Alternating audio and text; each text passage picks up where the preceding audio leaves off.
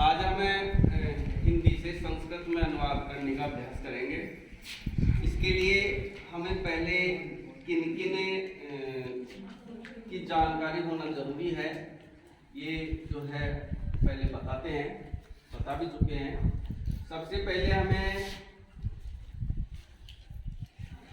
काल की जानकारी आनी चाहिए, कर्ता की जानकारी होनी चाहिए, क्रिया की जानकारी होनी चाहिए और वचन, लिंग और क्या बताया था मैंने, पुरुष। इन सब की जानकारी होगी तब हम जो है अनुवाद हिंदी से संस्कृत में कर पाएंगे। काल का यहाँ तात्पर्य है कोई भी वाक्य जब लिखते हैं तो उसमें काल या लकार का प्रयोग होता है। जैसे मैं पढ़ता हूं, यहाँ ये जो वाक्य है सबसे पहले इसका अनुवाद करने के लिए हमें ये जानना होगा कि इसमें कौन से काल का प्रयोग है। जिसमें अधिकांश में है आ जाता है वो वर्तमान काल होता है। इसके बाद हम देखेंगे इसमें कर्ता कौन है, कौन से वचन में है, कौन से पुरुष में है। तो यहाँ हम कर्ता जो कार्य करने वाले को कर्ता कहते हैं। तो यहाँ कर्ता क्या है? मैं है, जो उत्तम पुरुष का एक वचन है और जिसको संस्कृत में फिर हम देखेंगे क्रिया क्या है, पढ़ना। तो संस्कृत में नियम है कि जिस वचन और जिस पुरुष में कर्ता होता है उसी वचन और उसी पुरुष की क्रिया होती है। तो यहाँ मैं जो है उत्तम पुरुष का एक वचन है, क्रिया भी उत्तम पुरुष की एक वचन है। मैं को संस्कृत में अहम कहते हैं और क्रिया भी जो है उत्तम पुरुष से पठामी, पठावे, पठामे तो पठामी। यानी कहने का तात्पर्य है कि हमें कर्ता भी आना चाहिए, क्रिया भी आनी चाहिए और उनकी कर्ता की पहचान भी आनी चाहिए। संस्कृत में कर्ता की जो है 3 वचन और 3 पुरुषों में जो है विभाजित कर रखा है और जिसमें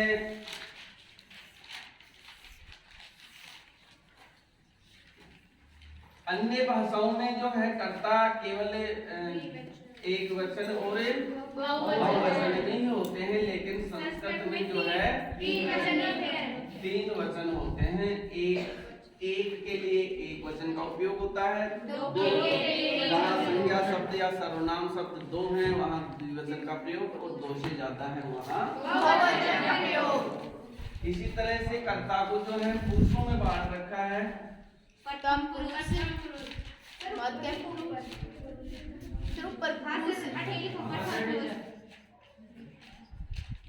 प्रथम पुरुष, मध्यम पुरुष, उत्तम पुरुष, मध्यम पुरुष, उत्तम पुरुष। ये काय करते हैं? मध्यम पुरुष और उत्तम पुरुष में जो है हर लिंग में एक ही कर्ता का प्रयोग होता है, लेकिन प्रथम पुरुष में अलग अलग लिंगों के लिए अलग अलग कर्ता का प्रयोग होता है। उत्तम पुरुष में अहम यानी आवाम, हम दोनों,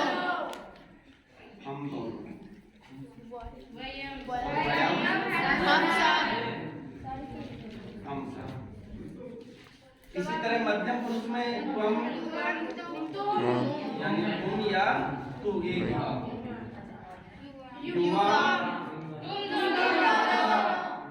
तुम दोनों,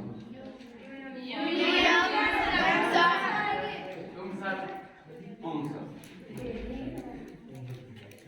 इसके अलावा जितने भी कर्ता होते हैं इन 6 के अलावा वे सब प्रथम पुरुष में आते हैं, चाहे संज्ञावाची कर्ता हो और चाहे सर्वनामवाची कर्ता। जैसे कोई नाम है, राम है, तो ये क्या हो जाएगा? प्रथम पुरुष में है। तो नाम आ जाते हैं राम और मोहन, तो ये कौन से वचन में आ गए?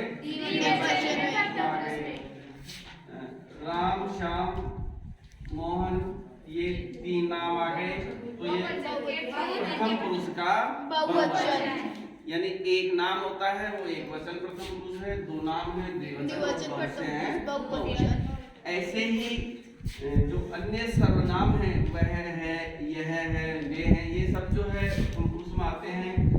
पुल्लिंग के लिए से आता है, स्त्रीलिंग के लिए सा आता है, नपुंसकलिंग के लिए आता है। तो सबके अर्थ क्या होते हैं? इसी तरह द्विवचन में पुल्लिंग के लिए आता है और स्त्रीलिंग के लिए आता है ते, नपुंसकलिंग के लिए ते। और उस इन सबका अर्थ होता है वे दो या वे दोनों, एक ही बात है। पुल्लिंग के लिए जो है वह के लिए आता है ते, स्त्रीलिंग के लिए आता है ता और नपुंसक के लिए आता है तानी। और इन सबका अर्थ होता है इस तरह से होते हैं। ये तो हुआ कर्ता।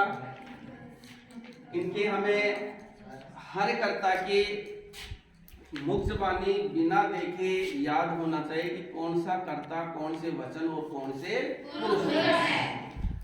फिर काल बताई दिया कि वाक्य में हम 3 तो काल होते हैं, वर्तमान काल, भूतकाल, लट लकार, लिट लकार, लट लकार। लट लकार का मतलब होता है वर्तमान काल।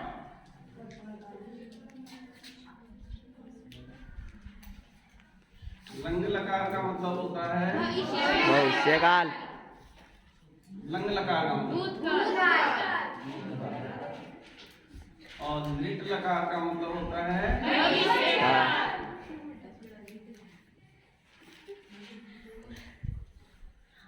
ये तो काल है। इसके अलावा लकार और होते हैं, विधिलिंग लकार और लोट लकार का जो उपयोग है, लोट लकार का प्रयोग आज्ञार्थक में किया जाता है और विधिलिंग लकार का और विधिलिंग लकार जो है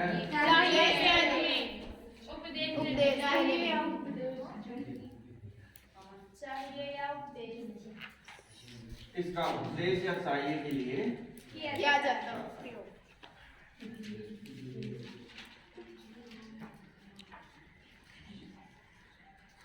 तो काल भी हो गया, कर्ता भी हो गई, क्रिया। किसी भी कार्य को करने को ही क्रिया, कर्ता जिस कार्य को करता है वही क्रिया। पढ़ना, खाना, लिखना, हंसना, बोलना, उसके संस्कृत में रूप अलग प्रकार से चलते हैं, लेकिन उसका जो मूल धातु होती है वो अलग होती है। जैसे पठ धातु है तो इसके रूप चलते हैं पठती, पठते। ये 5 लकारों में जो है अलग अलग प्रकार से चलते हैं। इसी प्रकार से जैसे लिख धातु है तो उसके लिखते, 5 लकारों में इसके भी रूप ही चलते हैं। फिर आ जाता है वचन। वचन है जैसा कि बताया था, हर एक कर्ता और हर क्रिया के 3 वचन होते हैं, जिसमें एक का प्रयोग होता है एक वचन है, जहाँ 2 द्विवचन है, 2 से ज्यादा होते हैं वहां पर। फिर है लिंग। यहाँ हर अन्य भाषाओं में केवल 2 ही लिंग होते हैं, स्त्रीलिंग और पुल्लिंग, लेकिन यहाँ संस्कृत भाषा में एक नपुंसक लिंग का और प्रयोग किया जाता है जो व्याकरण के नियमानुसार उसका होता है। इसी अनुसार पुरुष होते हैं, कर्ता को बांटने के लिए 3 पुरुषों में विभाजित किया हुआ है। यहाँ जो अहम, आवाम, वयम, जो मेरे से संबंधित है, जो स्वयं से संबंधित है, वो उत्तम पुरुष होता है। जो दूसरे से, सामने वाले से संबंधित है वो मध्यम पुरुष होता है, और जो अन्य से संबंधित है वो होता है उसमें कोई भी नाम, संज्ञावाची नाम हो जाता है या सर्वनाम शब्द भी आ सकता है। तो ये सब जो है इस तरह से ये पुरुष होते हैं। इन सबको जब तक हम नहीं जान पाएंगे तब तक जो है हम संस्कृत में अनुवाद नहीं कर पाएंगे। तो 5 जो लकार हैं, उन लकारों के जो रूप हैं वो भी हमें सब आने चाहिए। तो आज इतना ही पढ़ाएंगे, फिर आगे जो है कल बताएंगे।